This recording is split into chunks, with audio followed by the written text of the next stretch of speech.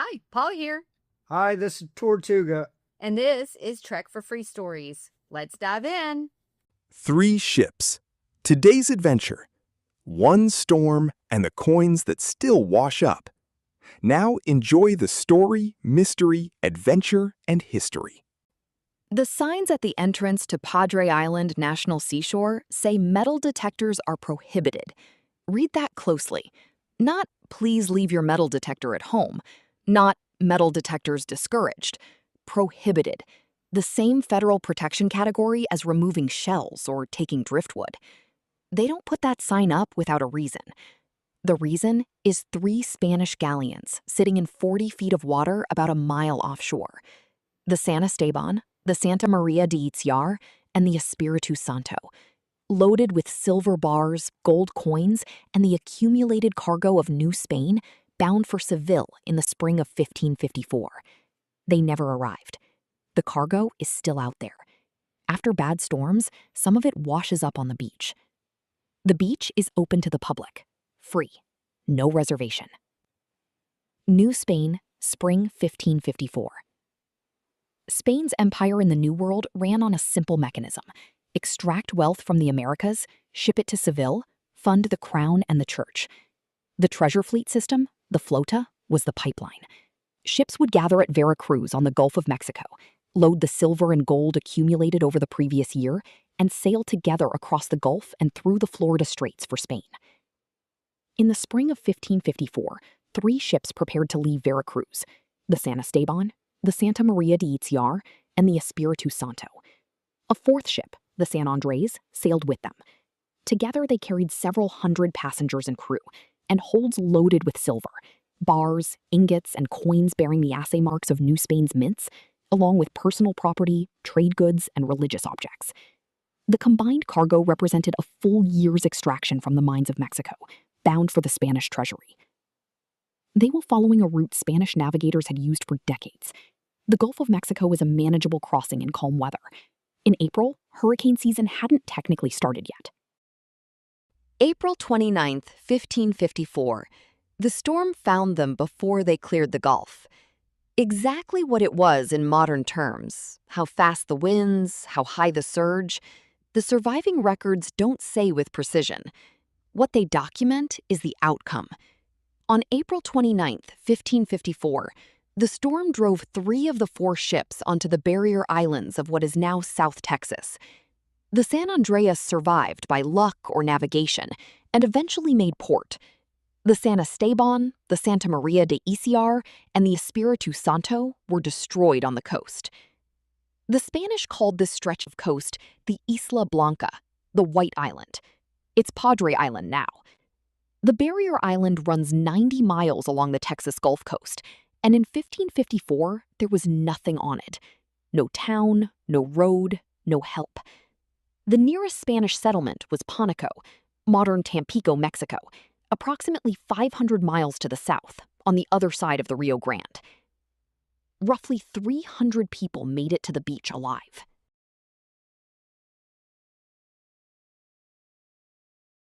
The Beach March. What followed the wreck became its own story, one of the most documented early disasters on the North American continent, recorded because a handful of survivors eventually made it back to Spanish settlements and gave testimony. The Karankawa people had inhabited this stretch of Gulf Coast for thousands of years. They were tall, tattooed, and not interested in newcomers. Spanish accounts from the survivors describe violent encounters along the march south. The historical record, and it should be noted that what survives is entirely the Spanish side of it, describes most of the survivors who attempted the walk being killed before they reached the Rio Grande. Of the estimated 300 who made it ashore, fewer than 100 completed the journey to Pánuco. The rest died on the beach or along the march, from exposure, thirst, wounds, or conflict with the people whose coast they were walking through. The silver stayed where it was. The salvage. Spain did not leave 3 ships full of silver sitting on the bottom without making an attempt to recover it. Within months of the disaster, a salvage fleet organized by Angel de Villafañe reached the site. The salvers worked the wrecks in the conditions of the mid-1500s. No scuba, no submersibles, breath-hold diving in 40 feet of water off an exposed barrier island. By some accounts, they recovered a significant portion of the silver, bars and coins that could be reached in the relatively shallow water close to shore. What they couldn't reach stayed. The wrecks shifted with the currents over the years. Sand covered them. The Spanish settlements moved further south.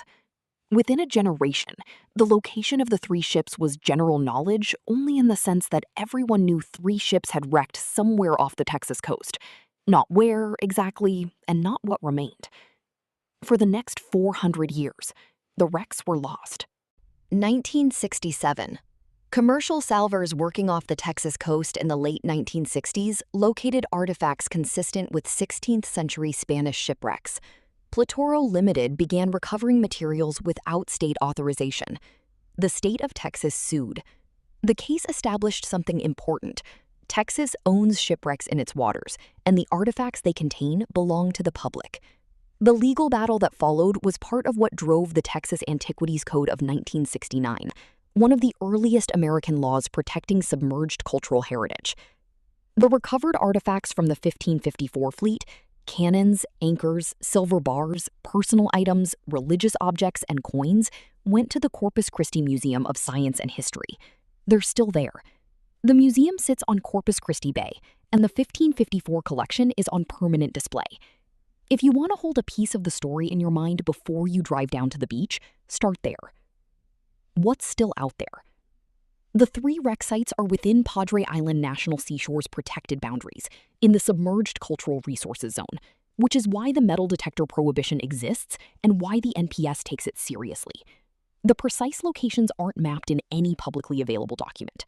The NPS has been deliberate about that. After major Gulf storms, silver coins from the 1554 fleet wash onto the beach. This is documented, not legend. Storm action moves sand on the Gulf floor and occasionally exposes and transports coins that have been sitting there for 470 years. The coins are distinctive, Spanish reales with the assay marks and dates of New Spain's mints, not something you mistake for a bottle cap. Picking one up is a federal offense, worth knowing before you get excited about a sunrise beach walk after a hurricane. The beach itself, the North Beach at Padre Island National Seashore, is open, free, and drivable on the Gulf side. The park charges a vehicle entry fee at the Malachite Visitor Center. North of the Visitor Center, the beach extends into primitive four-wheel drive territory, 60 miles of undeveloped Gulf Coast, the longest stretch of undeveloped barrier island in the United States. Walk north, look down. After any significant Gulf weather, the storm-exposed sand is worth examining slowly. The airspace. One detail that doesn't appear in the National Seashore's tourist literature, portions of the airspace over and around Padre Island National Seashore fall within restricted operating zones of Naval Air Station Corpus Christi. The Navy has trained pilots here since World War II. Restricted airspace over a barrier island with historically significant shipwrecks generates a certain amount of speculation. The practical reality: it's a military training installation sitting next to a protected federal archaeological site. Both things are true simultaneously. The speculation is understandable. Whether it means anything beyond the obvious, a Navy base existing near a national seashore, is a question the historical record doesn't answer. The thread. 3 connected stories. One stretch of Texas coast and hill country. Jean Lafitte ran his privateering operation from Galveston Island, the northern anchor of this coastline. When he abandoned Campeche in 1821, he sailed south through the same barrier island passes the 1554 fleet had wrecked on 267 years earlier. Gold cached somewhere along this coast is the persistent tradition, from Galveston to Rockport. The full story? The gunmaker, the president, and the pirate. Jim Bowie made his fortune working with Lafitte's Gulf Coast network, then moved west into the hill country to find a silver mine the Spanish missionaries had worked and the Lipan Apache protected. He fought 160 warriors to survive that expedition and died at the Alamo before he could go back. The mine has never been found. The full story? The pirate, the frontiersman, and the lost Texas silver mine. The 1554 fleet is the oldest layer, 230 years before Lafitte, 277 years before Bowie's Battle of Calf Creek. 3 ships loaded with the wealth of New Spain, sitting in 40 feet of water off the same barrier island coast where the pirate operated, and where a president and a gunmaker went looking for buried gold. 3 centuries of treasure, the same coastline, everything within a tank of gas from San Antonio. You don't have to go to the Caribbean to chase pirates. You don't have to go to the Yucatan to find a lost mine. It's all here. It always was. The expedition. Start at the Corpus Christi Museum of Science and History. The 1554 collection is the foundation. Real objects from the real ships. A cannon that sat on the seafloor for 4 centuries. Coins and personal items from the passengers. The museum is on the Corpus Christi bayfront at 1900 North Chaparral Street. Admission is modest. This is the context for everything you're about to see. Drive south on Park Road 22, about 22 miles from the Corpus Christi Causeway, to Padre Island National Seashore. The Malaquite Visitor Center is your entry point. The beach north of the Visitor Center is accessible by standard vehicle. South of it is primitive 4-wheel drive country. No facilities, no cell service, no one checking on you.